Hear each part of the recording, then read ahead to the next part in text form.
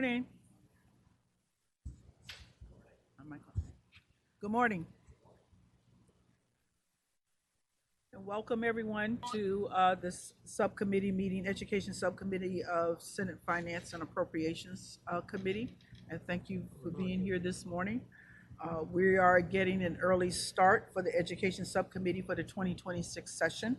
Today's agenda will include our traditional review of the SHEV budget proposals and requests from the Council of Presidents. Virginia's higher education institutions are nationally recognized and strongly supported by Virginia's citizens. Take it that way. That's Senator Lucas. As we discussed at the annual meeting, they are one of the biggest components for the Commonwealth, scoring highly on being the best state for business. However, there have been recent actions at multiple institutions by their board members that could endanger the world-class nature of these institutions. In addition, these actions could have both direct and indirect financial impacts. Therefore, today I have asked both VMI and UVA to present to the subcommittee with the blessing of our chair, Senator Lucas, whom you just heard, who is joining us virtually. We have also invited Senator Deeds to join us. Unfortunately, the rector and vice rector of UVA were unable to attend today. Therefore, we are arranging for their attendance at a meeting prior to the start of the 2026 session in January. I also anticipate that additional institutions will be invited to that meeting. I'll move to an update on institutional leadership and finances from VMI and University of Virginia, starting with Superintendent from Virginia Military Institute.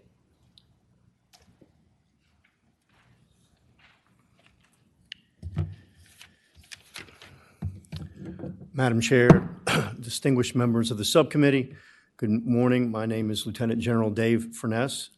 I have the privilege of being the 16th Superintendent of the Virginia Military Institute. I thank each of you for the opportunity to be here today and for the warm reception you and your colleagues have given me since I assumed the role, and for that I am truly thankful. I will meet with Governor-elect Spanberger later today. Naturally, there are many across all of state government that I look forward to meeting in the weeks and months ahead.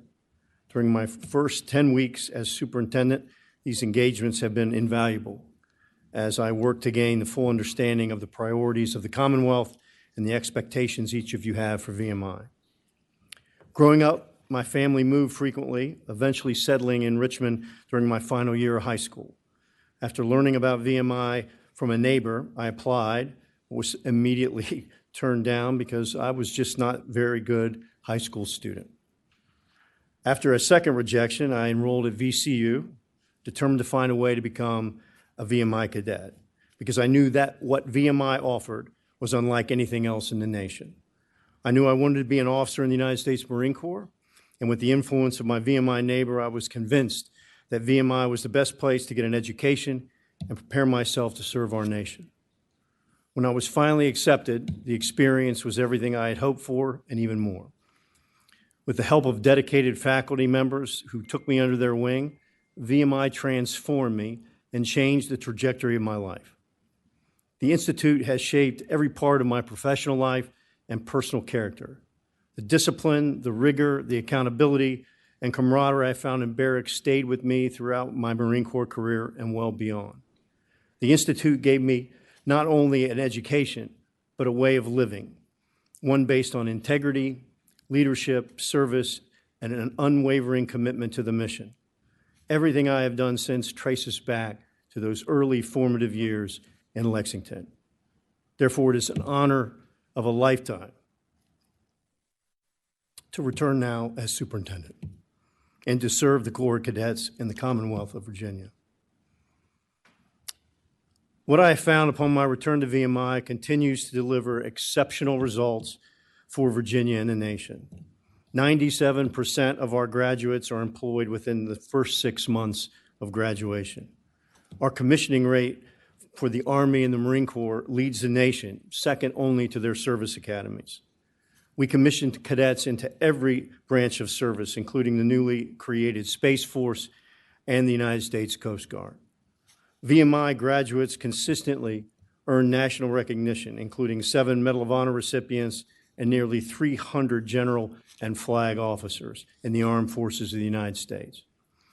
We have a distinguished record of 11 Rhodes Scholars, 2 Gates Cambridge Scholars, 4 Fulbright Fellows, 2 Fulbright Scholars, 1 Marshall Scholar among others. We remain in the top 5 in Virginia in graduation rates, and every one of our academic degrees provides a positive return on investment. In summary, we are an outcome-driven institution committed to excellence. These outcomes are not accidental. They result from a deliberate model, 4 years of leadership development that provides a 40-year return on investment. 4 years in barracks cultivates discipline, resilience, courage, camaraderie, and the ability to lead and to follow. Cadets learn to care for one another, to be accountable, to place mission above themselves. They face rigorous academic demands while navigating the daily expectations of military life. And through all that, they learn that who they are and what they can become. Our faculty are central to this success. As I mentioned, I am living proof of our faculty's investment in our cadets.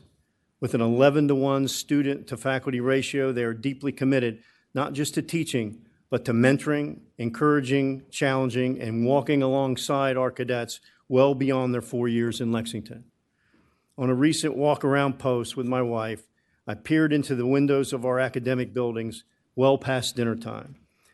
I saw faculty who had returned to post to teach and mentor our cadets outside of normal class time or office hours. I was gratified to see that this same faculty focus on teaching and mentoring was what I experienced as a cadet, still prevails today. That is the kind of impact that defines the VMI experience. One of my greatest joys of my first months as superintendent has been my relationship with the Corps. I see them early in the morning during physical training. I eat with them in the mess hall, and my wife and I regularly host them for coffee and dinner at the superintendent's quarters. They are impressive, motivated, intelligent, diverse in background and ambition, and grounded in the values that have long defined VMI and our great nation. I'm especially proud of our current cadet leadership depicted on the screen here. Some are selected purely by peers, while others have input from senior leaders within the Institute. With me today is our regimental commander and cadet first captain, Devin Azun. He has an immense responsibility, and along with the first class president, leads a bi-weekly meeting of cadet leaders where he experiences firsthand the mantle of leadership in briefing our senior Institute leaders on plans, operations, and activities of the Corps. I hope you will get a moment to visit and talk with him today. VMI occupies a unique space in Virginia as a state agency, a military college, an institution with a daily system of traditions and expectations. As superintendent, I recognize the need to navigate multiple constituencies and stakeholders. The governor, who serves as our commander-in-chief, the General Assembly, who provides our appropriations and resources, the Board of Visitors, who are my direct supervisory body and who are appointed by the governor and confirmed by the General Assembly, parents and alumni who invest significantly in the VMI experience, and the cadets, who are our mission and our reason for existence. With these constituencies in mind, VMI will always comply fully with state and federal laws while continuing to deliver a strong, leadership-focused program. My experience in the Marine Corps included recruiting initiatives that help secure a general officer corps that matches the diversity and excellence of our republic. I intend to do the same thing of the VMI Corps cadets while I'm superintendent. VMI strives to operate from the center, nonpartisan, steady, balanced, and leading along the center line, as I often say. That is where VMI belongs and where it will remain under my leadership. VMI has had some recent success in the area of socioeconomic diversity through the Pell Initiative funding provided by the Commonwealth and this committee. This support has allowed us to expand access by attracting more Pell-eligible cadets and ensure that VMI remains a place of opportunity for talented cadets from across all communities of Virginia. It is one of the most impactful initiatives we have undertaken, and its results are already evident as we have seen more than a 5% growth in Pell-eligible matriculants and have instituted measures that are expected to secure future success. While access is important, outcomes are what matter, and our Pell-eligible cadets graduate at a higher rate than the current state average. Like all institutions of higher education, we face real challenges in enrollment and affordability. Two areas require particular attention. Assuring VMI remains competitive and accessible by building into base budgets funding to support affordability. And second, the Virginia Military Survivors and Dependents Education Program, which provides crucial benefits to families who have borne the cost of national service. These programs require stable, sustainable, and ongoing funding to support predictability in operating budgets and for families and institutions budgeting for college. Our alumni support is extraordinary. They contribute 30 to 40% of our annual operating budget, and their dedication is unmatched. But philanthropy alone cannot meet the full scope of our affordability challenges. Looking forward, my priorities as superintendent are recruitment of the very best young men and women of Virginia and the nation, success of the Corps academically, physically, morally, and professionally, good order and discipline and accountability, reinforcing the standards that have long defined the Institute for 186 years, and a deep commitment to stewardship, making the best possible uses of the resources entrusted to us, managed within a framework of transparency and accountability to the cadets, parents, our alumni, the governor, and to you, the legislature. VMI desires to be transparent, open, and engaged. Together, the Board of Visitors and the Institute administration will continue to emphasize clear communication and accountability. I invite you all to visit the post this academic year. Join us in the mess hall and talk to the cadets, walk through barracks, see firsthand what your investment is producing. We also look forward to bringing a group of Virginia cadets to Richmond for Legislative Day in mid-February, a highlight for them and an important opportunity to deepen relationships with the Commonwealth's leadership. In closing, I thank you again for your time, your partnership, and your commitment to higher education and public service in the Commonwealth of Virginia. VMI stands ready to be a reliable steward of resources you provided, a strong partner in developing leaders of character, an institution that reflects the very best of Virginia. I look forward to answering all your questions. Madam Chair. Just a moment, Senator Lucas. Thank you so very much for your presentation, and thank you for visiting with me a couple of weeks ago. Yes, ma'am. Senator Lucas, your question? No, I don't have a question, just a statement, because I really appreciate his centerline approach and the fact that he acknowledged that the General Assembly confirms the board appointments. That was really refreshing to hear. Thank you, ma'am. Madam Chair. Senator Deeds. General, the 97% employed within 6 months is an impressive figure. How many, your first year, there's significant attrition. I want to know what's your attrition the first year and how that compares to the other military programs we fund at Virginia Tech and Virginia Women's Institute of Leadership. I can get you that specific data, sir. I know right now, year to date, we have lost 7% of the current RAT class. Is that typical? That's in line with averages year to date. What our experience is that frequently coming back from Christmas furlough is a difficult experience for some. So we will lose a little bit more then. We'll do our best not to, but some people have a semester in the books. Hey, I tried it, it's not for me, I'm not going back, and their parents allow that to happen. We hope that they would stay to break out and then become a member of the class of 2030, but that's up to them. Okay, thank you.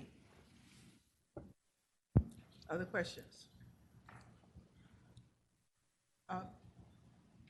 My question has to do with the role of your board, to whom you are responsible.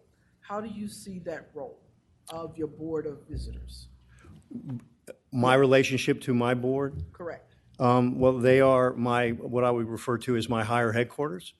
They're appointed by the governor, confirmed by the legislature, and they're going to direct me in the daily prosecution of my duties. I'm responsible to them fiscally and for matters of good order, discipline, and accountability. So I have daily interaction with them. I mean, believe me, I get emails from them. I also talk to my president every week. I try to keep them informed what's going on within VMI on post. And so I think that's the way the relationship is now, and I hope would remain in the future. You mentioned that alumni support is in the range of 30 to 40%. Of our total operating budget, Madam Chair, yes. That's significant. Given that percentage, are alumni, I don't want to use this word, how impactful are alumni in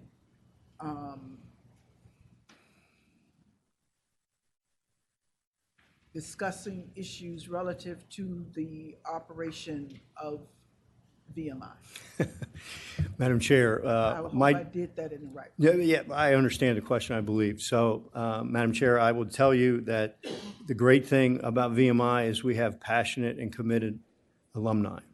The bad thing about VMI is we have passionate and committed alumni. So if there's something that is going on in post that they don't agree with, believe me, I'll hear about it.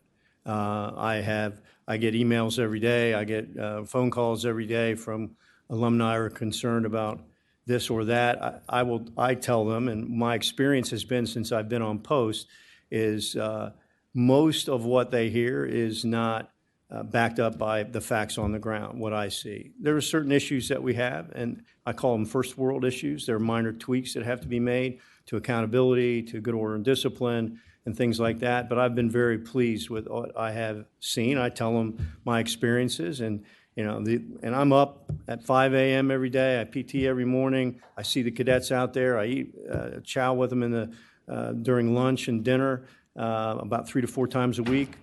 So I'm out and about. I'm not in my office very often, and I interact with them frequently. So I have a sense of kind of what their experiences are, so I can help navigate with the Commandant and create the best process to produce the best graduates that we can for the taxpayers of Virginia. Senator Obenshain. Thank you very much. General, I appreciate you being here. Thank you for your comments.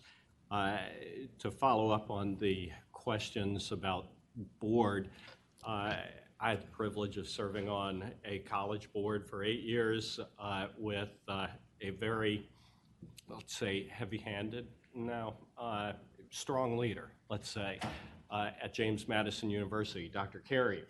And I remember the first meeting of the board that I attended, Dr. Carrier made a point of saying, in my 27 years as president of this university, not once has a single, not one time has a board of mine ever rejected one of my initiatives. Moreover, in my 27 years, not a single dissenting vote has ever been cast by a board member of mine during my tenure as president of this university. And I guess there's a broad spectrum of relations between presidents of universities and boards, ranging from strong control by a president to micromanagement by a board, and maybe getting at the heart of some of the questions. How has your relationship in your relatively short tenure at VMI been with your board? Have they asserted operational control? Have they micromanaged your operation of the university? How has your relationship with your board developed? Madam Chair, Senator Obenshain, it's a good question. I think I received fairly specific marching orders from my board when I was hired, and they wanted me to look at good order and discipline, accountability within the core of cadets. So that's the first things that I looked at when I came on post. I think the way we operate is it's a discussion back and forth. I try to convince them of the validity of my opinions. I keep them informed of what I'm seeing. So I've I have transmitted to them, like, I hear what your opinions were of the good order and discipline of the Corps of Cadets. It's not to my level of satisfaction, but quite frankly, as a 3-star Marine general, it's never going to be. Okay, you can always be perfect in those things, and we're far from perfect. So we're always going to be working on that and working on the process. And so I just keep them informed, and it's a give and take right now. Again, our board is made up, I think, well, right now, I'm not even sure how many members are on it, but it's supposed to be, I think, 17, and I think 12 of those members are graduates. So when you're dealing with that many VMI graduates on a board, they understand the Institute, but they're also shaped by their 4-year experience and when they went through there. Like what I try to tell members of the board that when I'm discussing a certain issue is different doesn't mean bad. It just means different. And so we're very tradition bound. That's a good thing. I want to maintain that. And sometimes in organizations that value their traditions and their ethos, like the Marine Corps, it's hard for us to get to change and make change. And so if I'm going to make a rudder steer, I've got to make sure that I get everybody on board before I even turn the wheel. And so that's up to me to navigate and to shape those interactions with my board members. And so I view the new appointees, the board, that will certainly come in January, getting to know them, defining a working relationship with them, and getting on with the business of making VMI the exceptional place for education that it has always been for the benefit of the cadets. Thank you. Any other questions? Thank you very much, and thank you for being here. Thank you, ma'am. We will now hear from, I'm sorry, Senator Lucas had her hand up, and I can't see her hand. Senator Lucas, did you have a question? I'm back. Yes, Madam Chair. Yes. I think we may have, several of us may have a different view of what centerline approach means. For me, that means more nonpartisan. But I kind of like just hear him speak a little bit on that centerline approach to how he manages the gentleman. Yes. Okay. Madam Chair, Senator Lucas, thank you for the question. To me, and I will look at this. So we have, I have federal guidelines that I have to adhere to, federal regulations coming out of the Department of Defense that affect our ROTC departments. We have the largest ROTC department in the nation, okay, of all the services. So we have more students involved than almost any other educational institution in America. So if I'm going to do something that's going to get me cross with the federal government, I got to be very, very careful about that, okay, because they can impact me in a very negative way. And so if there's also on the other side of the aisle, there's issues that can bring my alumni into a rage that then will impact the 40% of my budget that comes from their philanthropy every year. So I got to navigate these polls very carefully. I think I do that by keeping you all informed, lots of discussions, talks about any kind of initiatives that are going to pull us one way or the other. But I'm looking to stay right in the middle of all those, issues that tend to polarize the American body politic. And I'm going to do my best to keep myself off of the front page of the Washington Post and just focus on cadets and what's good for them and what's good for the institution. That's what I refer to about being on the center line. And if there's obviously more discussions, Senator Lucas, I'd love to sit down and talk to you about that in greater detail. Thank you, General. Thank you, Madam Chair. Thank you. Appreciate it. Yes, ma'am.